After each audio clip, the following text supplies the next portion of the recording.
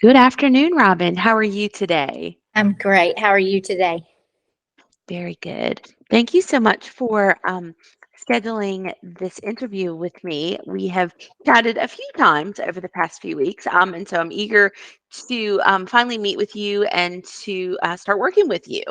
So I understand that you have quite a bit of office experience. You've got some really great customer service experience.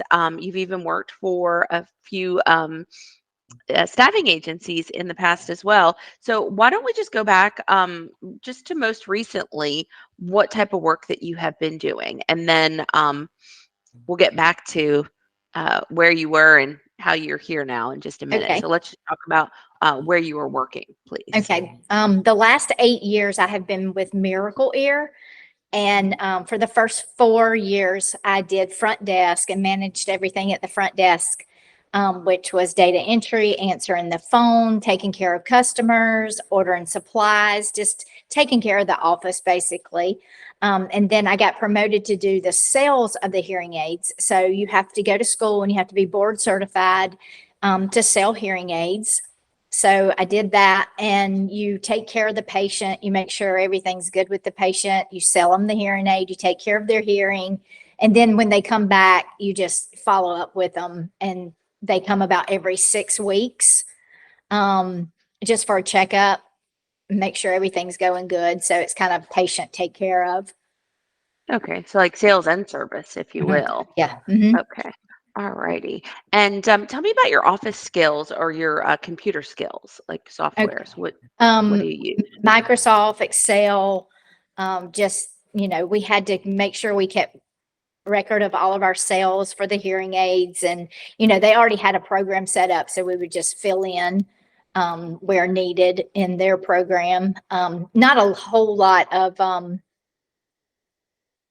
making like reports and things like that. They were already generated for us. Okay. So more And we, data entry. and we would just fill in the spots. Okay, great. Got it. And how do you maintain accuracy when you are entering data? Um, how do I maintain accuracy? Accuracy. So, like when you are typing something, do you go back and double check it and make Oh, sure yeah, that yeah. it's Always do correct? spell check. Yes, yes. Okay. All Yeah, right. And I stumped you there for, you probably weren't expecting that question. yeah, yeah, yeah. I There's, just usually, if we have something that is on a report and I'm looking at it and doing that, I always go back and look and make sure I got their correct entry. So, sure, absolutely. And so as far as customer service, I know that you've got quite a bit of it on your resume, and I, and every time I've talked to you, we've had a really good rapport, and someone that I would want to be helping me if I was calling into a business. So why don't you tell me maybe about a time that someone called in that wasn't so happy? Maybe something was wrong with their hearing aid. My dad yeah, wears hearing aids, and yes, sometimes I know that he gets a little salty if they're not working right. So yes. how do you handle that? Okay. When they call in and they're unhappy about something, you always tell them immediately, we will take care of this. I'm so sorry. What can I do for you at this moment? And if I can't get you into, like, we had an office, if I can't get you in today, we will get you in tomorrow. Just immediately take care of that patient and make sure that they're happy.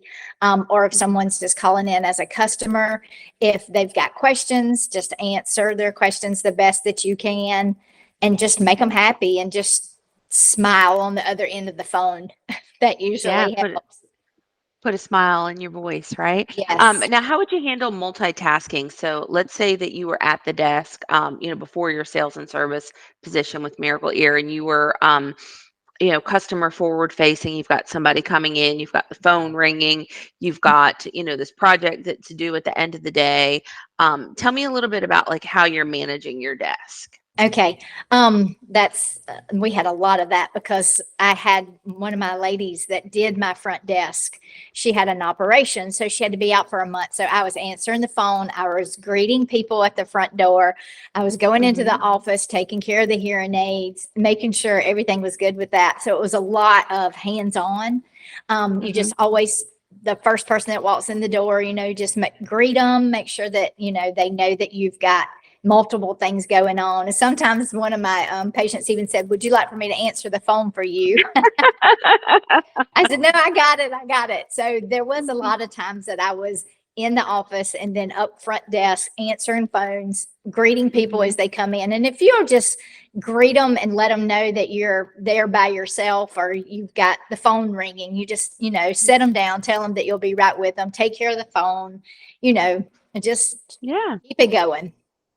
I think that's important too, and it's kind of the vibe that you give off. If they sense that you're wanting to help them, they understand. Yes. Everyone's been in a position like that at some point in their career or in their personal life or something that you've had a bunch of things going on.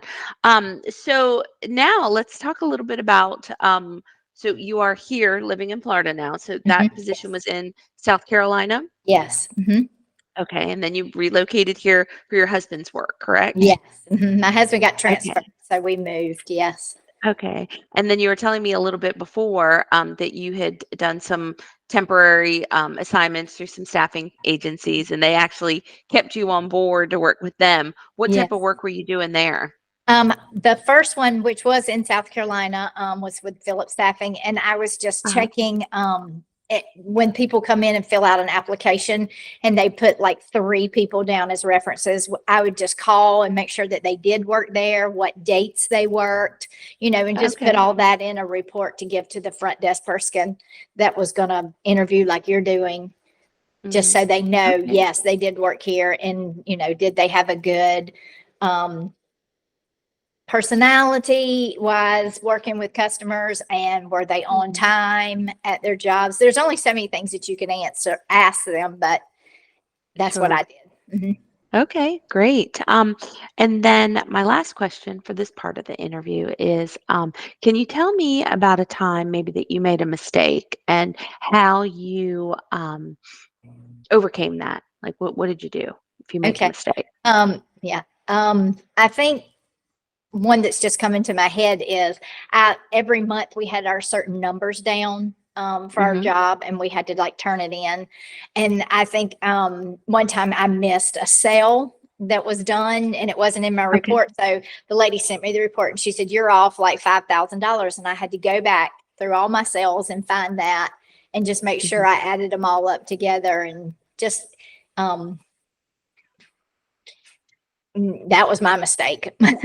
Yeah. So So, what did you do next time to make sure that it was accurate for the next month always and double check ongoing? those numbers. Yeah. And it was during Okay. an open house and it Hmm. kind of slid through my paperwork. So it was, Sure. open house was kind of chaotic. You did like Ups. 18 people a day, and usually you're only Yeah. doing about 6 or 8 a day. So it just kind of Yeah. slipped through. So I had to always make sure I went back and checked my paperwork.